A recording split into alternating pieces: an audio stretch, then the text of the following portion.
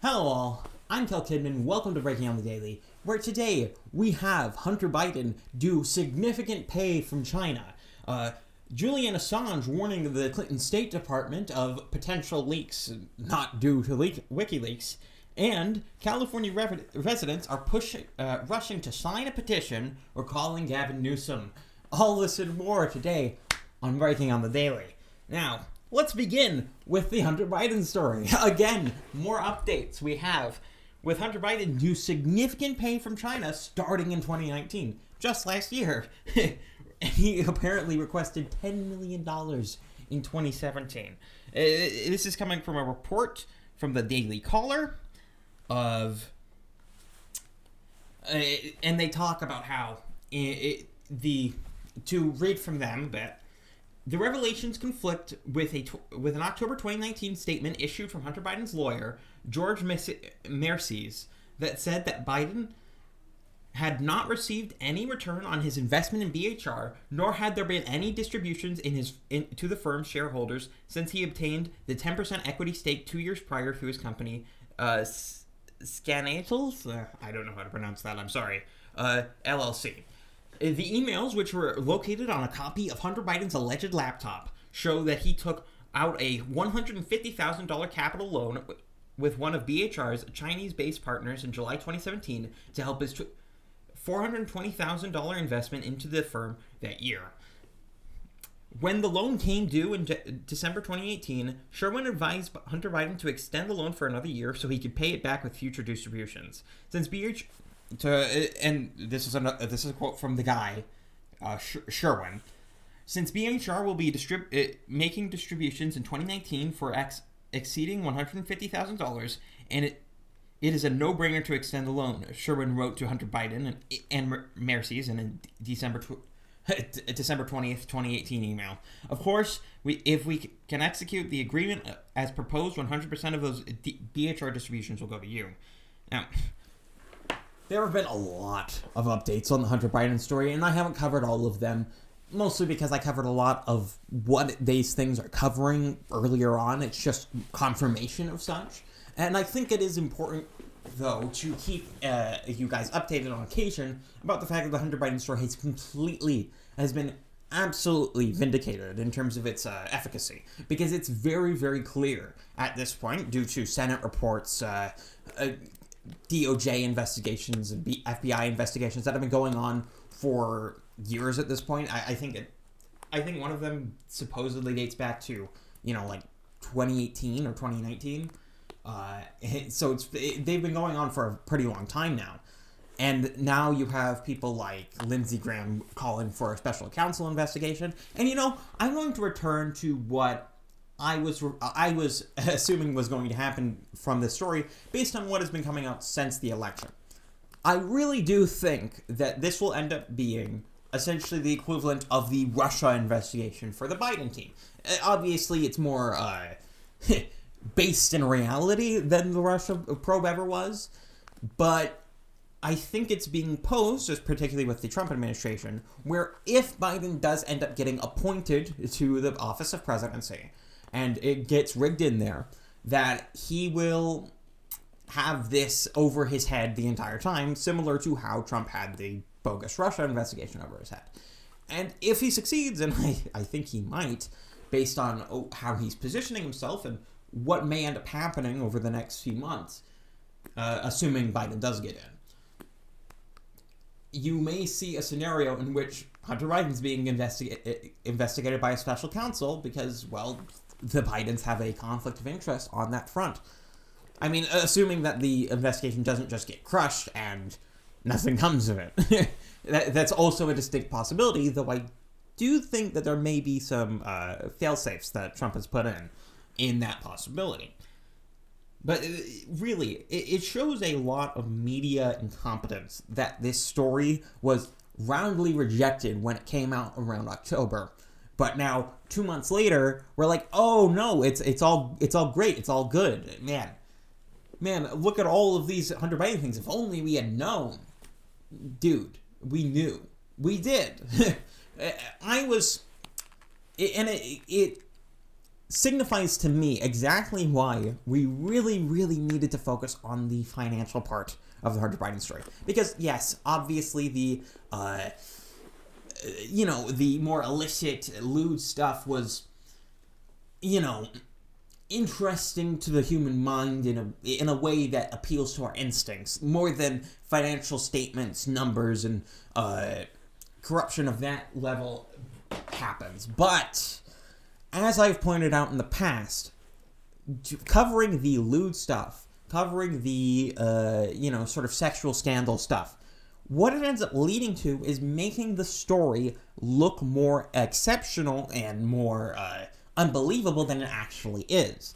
Because what did people who were trying to actually disprove the Biden story, the Hunter Biden story, what did they focus on?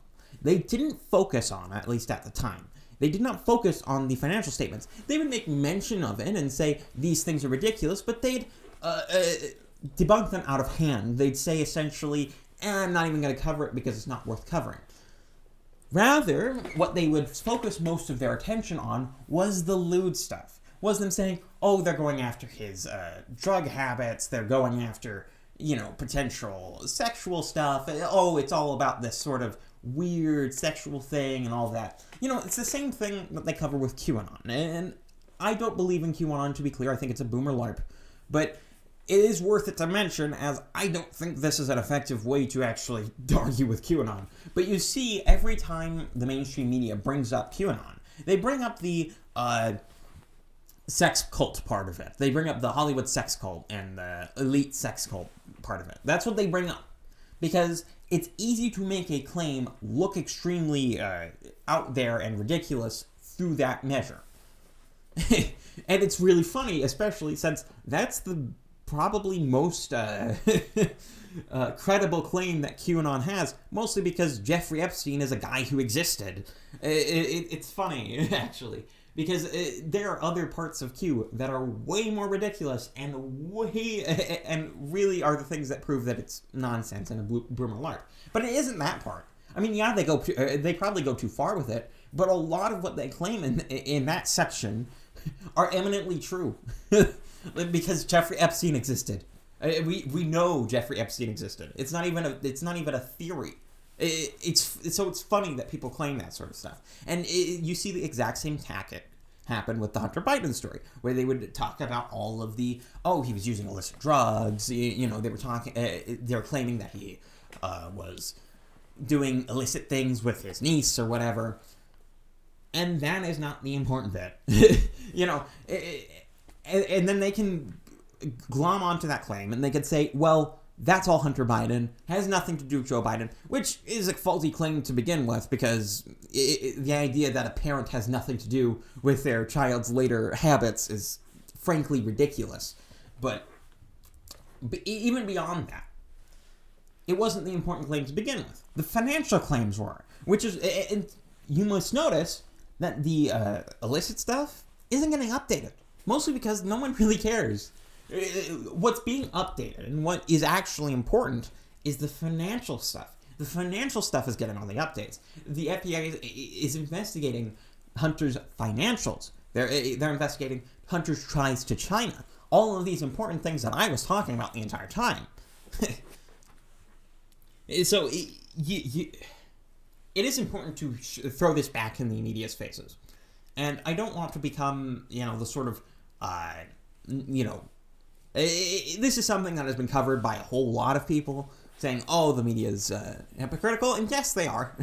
But it's just kind of boring to cover it extensively, and so that's why this is the only time I've really covered it over the past few weeks. But anyway, on to our next story, and this is another one that infuriates me. Dr. Anthony Fauci has made another claim saying the independent spirit has hurt the U.S. during the pandemic.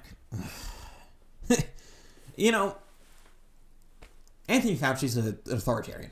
I think that's eminently true. I think it's self-evident. It's very difficult to argue that point, mostly because he doesn't make a show of hiding it. The guy talks almost endlessly about how he doesn't like the American independent spirit and how Americans should just do what they're told. it's really funny to see people who have been complaining about supposed authoritarianism from the Trump administration then go on to just lick the boot of people like Anthony Fauci. It is very, very funny to see them do this sort of thing. It's amazing.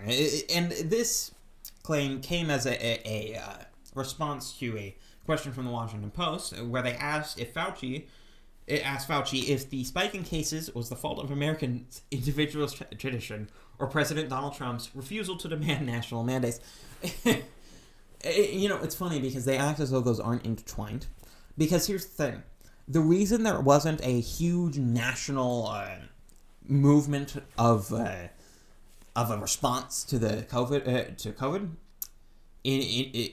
throughout this whole area, without national mandates on masks or national mandates on lockdowns or anything like that. The reason it happened is because of Americans' individualist spirit and the fact that Donald Trump does believe in that. It is very funny to see people who would claim that Donald Trump is a fascist in any other context say the fact that he isn't trying to power grab and isn't trying to go, I need to take all this power and get me the power to be able to tell you where you can assemble and when and how you can assemble. He isn't doing that. And that, I think, is the best evidence that Donald Trump isn't an authoritarian. Because most any president, I think only maybe first term Reagan, or just Reagan generally, I think only Reagan, maybe Eisenhower, and some, and a lot of 19th century presidents, other than those kind of eras and presidents, most presidents from the last century would have done it. I mean, take FDR. FDR definitely would have done it. Woodrow Wilson, Truman, just to prove him not being partisan. Bush definitely would have done it. Clinton, Obama. All of these people would have tried to take national power in order to make a national response to COVID. But Donald Trump didn't, because he's a federalist. And it's funny, because federalism is the opposite of something like fascism. And so it's funny to see people continue to claim that Donald Trump is a fascist while he extols the virtues of federalism more than any other president in the past century. It's very, very funny. And it's also quite fascinating to see people do this. And anyway, on to our next story, and this one is going to be a bit of a controversial one. Mostly because a lot of people like to deny that, vaccines aren't magic, but Pfizer is closely monitoring an Alaskan health worker after a serious adverse reaction to the vaccine. Now, this Alaskan health worker is currently in the hospital for an allergic reaction to the vaccine, as the headline stated. And people, this isn't getting any coverage in the mainstream media. There's a reason I'm using Zero Hedge as a source here. I don't generally like to use them because I like to have more mainstream sources. But no one's talking about this. And you want to know why no one's talking about this? Because people want to give you the idea that vaccines are magic, but also that they aren't effective. Because you'll see endless stories from places like CNN or places like the New York Times or whatever about how the vaccine is not going to prevent you from having to wear a mask, and about how the vaccine is not going to have to prevent you from social distancing or anything like that. They're going to keep claiming that essentially completely invalidating what the vaccine is actually supposed to do. But if you even mention the idea that a vaccine could have side effects, and even severe ones, they will claim that you are an anti-vaxxer, some sort of science denier, or anything like that. And I am here to tell you, vaccines are not magic. They have side effects. Even the ones which are normally used and don't have severe side effects still have small ones. It's an inevitable result of doing anything of that sort to the body. You're trying to make an effect happen. Obviously, there's going to be unintended side effects as a result. Now, can you minimize them and have a lot of vaccines minimize the side effects to the point where they're barely noticeable or even unnoticeable? Yes. Yes, they do. It's very, very common. But not all vaccines succeed in that. And me saying that is not me being anti-vax. It's me being pro-science, actually. It's me saying we need to look into this. We need to make sure that we are minimizing the side effects. We need to make sure that we're being completely precise in all of this. We need to make sure that there isn't any problems with the vaccine. That's what I'm saying there. But of course, people in the media, people on the left, generally people who claim to be pro-science despite knowing nothing, generally the same type of people who would use computer models as a stand-in for their scientific study, will of course claim that I'm being somehow pseudoscientific or anti-scientific by bringing up this case of someone who is real, someone who exists, and someone who is in the hospital currently because of a vaccine. Now, am I saying the vaccine is completely worthless? No. Even though there are side effects, there are people who will still potentially be helped by this. And it seems, at least to me, that the Pfizer vaccine is significantly worse than the Moderna vaccine at this point. I have yet to see a substantial story of the Moderna vaccine causing any sort of symptoms. And yes, you can say the Moderna vaccine has not been approved entirely for usage in the public sphere. But at the same time, we were getting stories about potential side effects for the Pfizer vaccine even before it was approved anywhere. So I think the Moderna vaccine is potentially better than the Pfizer vaccine, though that is yet to be seen. It's not a hard and fast prediction. Just to be clear, I'm not predicting anything. We'll have to wait and see. Of course, that's how all that should work. But this story is good evidence that there should not be vaccine mandates. Because side effects exist. Negative side effects exist. There's no such thing as an action or something you can do that doesn't have at least potential negative side effects. Nothing. It doesn't exist. There's nothing in real life that really works that way. But of course people like to claim that because people like to think that there are things in life that you can just do without any consequences. And you can just do without having any negative consequences, particularly. People are totally okay with positive consequences for their actions. They just aren't. They just don't accept any negative consequences. Now, of course, I'm not saying that, the positive consequences aren't worth it. That's not something I'm claiming at all. The positive consequences could be totally worth it. And but that is ultimately up to you, because the negative consequences are going to affect people different ways. And based on what I've seen, it seems as though it affects healthy people and affects people like me in a younger age demographic worse than it affects people who are in the more at-risk categories for coronavirus. So that kind of makes a perfect dichotomy, because for me, coronavirus isn't that big of a risk. It never was. And it won't be for another 50 years for me. Assuming it still continues to exist at that point and we haven't improved in sort of how we deal with it. And, everything essentially stands in place right now. I don't expect that to be the case, but, assuming that is the case, it won't be a risk for me for 50 years. So I have no real reason to get the vaccine until I'm around 60. And to be clear, until I have a buffer area to where it becomes more at risk to me, there's no real reason for me to get the vaccine. And assuming I don't get extremely fat in the interim, which I don't expect to happen because I do have fairly good habits. Of course, they could be better, but that's beside the point.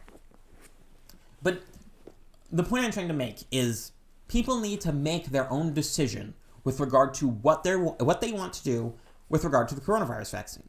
And it's very good that it is in this sort of inversely proportional, whereas if you have a very healthy body and you're very young, you are more at risk for the vaccine and having negative consequences from the vaccine. And if you're very old and you have all these sort of health deficits and health disabilities, then you are more you're actually less at risk from the coronavirus vaccine and more at risk from the coronavirus. It's very convenient, and it makes it so that every choice can really be individual. Because I don't need to take the vaccine. And no, don't give me this crap of, if you take the vaccine, it will prevent other people from getting it. Because screw you, that's not the actual important part of vaccines. The important part of vaccines is that you don't get it. Okay? That is the truth. That is the truth. The important bit of vaccines is that you don't get it. That's why you take a vaccine. You don't take a vaccine so that other people don't get it. It's such a stupid thing. It's just so dumb, but it gets shoved in your faces with this sort of pseudoscientific nonsense. It's so silly. Because the only person who's at risk of getting it, if I'm not vaccinated, is someone else who's not vaccinated. It's just how that works. It's silly. But anyway, to move on from that story, man, we took a long time on that story. On to our next headline story. Project Veritas has released a recording of a call between WikiLeaks founder Julian Assange and a lawyer in the Hillary Clinton State Department. Now, this is an interesting call. It's not something I have a whole lot of commentary on because it kind of speaks for itself, but Julian Assange was calling the Clinton State Department to warn them about essentially a rogue actor from WikiLeaks, someone they suspended who had access to certain documents, classified and unclassified documents, and someone who had the potential to release them willy-nilly, just, whenever they wanted. And this is interesting because, for me, I've never been the biggest fan of leakers.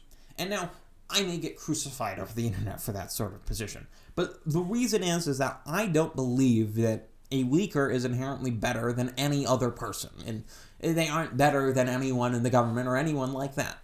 And so, I always find it strange that these leakers have these sort of very convenient escape plans to foreign governments, particularly not just neutral, but generally hostile foreign governments. Edward Snowden with China, Julian Assange with Russia. I just find it very convenient for them that they always seem to move into those areas very quickly after they leak something big for the first time. Particularly Snowden. But this is interesting because this isn't something I expected Assange to ever do. I didn't expect him to warn, actually, any government officials about the opening of documents, particularly, from in this sort of scenario. Julian Assange, as opposed to Edward Snowden, always seemed to be more of the loose cannon of the two, at least from my perspective. And it's interesting to see this sort of dynamic shift. Because whereas Snowden seemed very calculated in his releases and very planned in a lot of ways, Julian Assange seemed to be the one who would just dump everything. And I appreciate that. It is honestly very, it is good to get leaks. Sometimes it is. It is good to see what the government is doing on occasion. But of course you have to recognize that these people may be, not entirely confirmed, of course, but may be working for foreign governments. And in that case, especially if they're working for someone like China or Russia, well, they're not leaking government secrets from China or Russia as much as they are from the US. So it should be at least concerning to you that there aren't as many leakers in places like Russia or China. Now, there are still leakers, and you still see leaks from China. There was one just very recently, but it should be concerning to you that Edward Snowden goes over to China in order to get clemency and all that. All right, I might be making using the wrong terms there. Sorry, but he goes over to China essentially to become, to get away from consequences, and gives them all the information, including information that I assume we didn't get. And he's not releasing anything from China. So I'm not completely impugning them. But what I do want to say, and I'm not saying they're inherently foreign agents or anything like that, but what I do want to say is that you shouldn't trust them more than you should trust anyone else. Their information is only as good as everyone else. They're just human. I don't like this deification of them. I think it's very silly to deify these sorts of leakers and that sort of thing. Though they can give us useful information. And anyway, on to our next story, where the WHO, from the WHO, China welcomes international investigation over COVID-19. Now, there was already an investigation into the origins of COVID-19, as I've covered in the past, and this is just an update to the story. So, this is just saying it's finally getting underway, but this is a completely ridiculous farce. Because China has infected the terms of the deal in a lot of ways that have then I assume will prevent the WHO from doing anything useful, particularly since the WHO is kind of a Chinese cat's paw in a lot of ways. For instance, China has made it so that their guys are going to investigate first, which I think is silly considering why weren't you investigating the entire time? I mean, I assume you were investigating the entire time. I don't see why you wouldn't, but apparently they aren't. It just seems completely ridiculous. I don't know why they're doing it this way, but apparently they are. But yeah, don't expect anything out of this to come out of this, or at least anything useful to come out of this, because nothing is. China wouldn't let anything useful come out of it. But anyway, on to our last story, and this is an encouraging one. So, California residents are rushing to sign the petition recalling Governor Gavin Newsom after disastrous lockdowns. This is a very interesting video. I suggest you watch it. Now, this petition in California has 800,000 signatures and is potentially has over 1 million, depending on how many hand signatures they just haven't entered into the database as of yet. And they need to get to 1.6 million signatures by some date. I don't remember exactly when. I think it's like a week from now. And they need to get there, because I really, really want to see people like Gavin Newsom and Michigan Governor Gretchen Whitmer all be ousted. All these people need to be ousted, okay? I want to oust my own governor, okay? And I want to oust the lieutenant governor as well, despite the fact that he was just recently elected. Oh my gosh. I really, on the topic of Utah politics, I really hope that we don't become Arizona too. Because it's looking like we will. Because Mitt Romney is currently in the Senate, and he is just John McCain too. He really is just John McCain too. I really, really want to primary him. I'm going to try my hardest to primary him in 2022. So get ready for all the stories that are going to be covered on this show in 2022 about that. Because I'm going to try and primary Mitt Romney. Just putting it out there. But all of these people, all of these authoritarians need to be kicked out. And people will talk about how, yeah, we need the Republican Party to do that. We don't need the Republican Party to do that. We can do that through other means. The Republican Party, we shouldn't be tied to them. Because the Republican Party has a lot of problems. A lot of systemic problems that aren't going to be solved. Because they haven't been solved in 10 years of the Tea Party existing. The Tea Party got completely neutered.